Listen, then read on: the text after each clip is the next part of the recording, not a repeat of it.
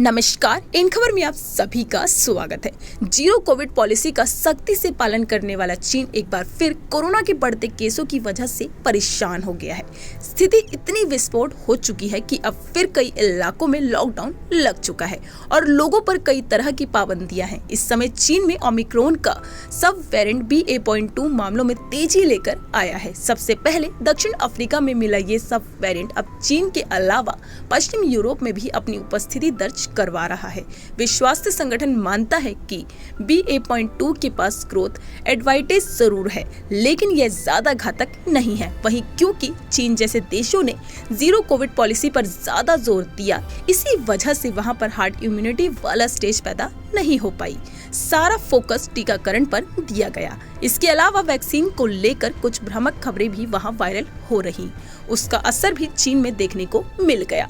अब इस ट्रेंड को देख सवाल उठता है कि क्या भारत में भी कोरोना की एक और लहर आ जाएगी?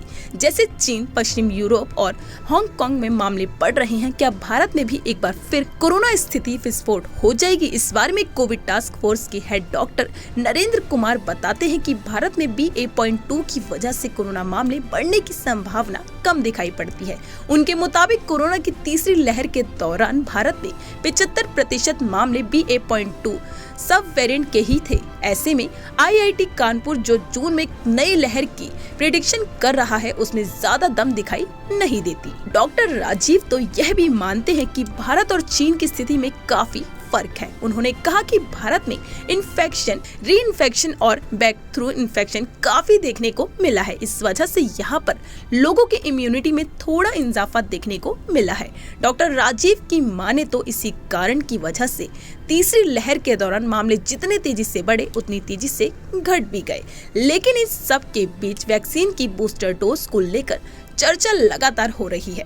भारत में 60 उम्र से ज्यादा वाले लोगों के लिए बूस्टर को मंजूर जरूर किया गया, लेकिन अभी सभी के लिए यह अनिवार्य नहीं है। इस बारे में डॉक्टर जयदेवन बताते हैं कि दूसरी डोज लगने के बाद जो भी अगली वैक्सीन की डोज लगती है, वो पिछले की तुलना में कमजोर रहती है।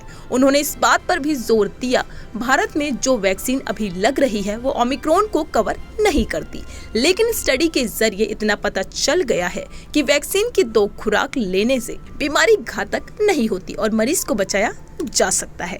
तो ऐसी ही खबरों पर रहेगी हमारी नजर। आप देखते रहिए इन खबर। इन खबर चैनल को सब्सक्राइब करें।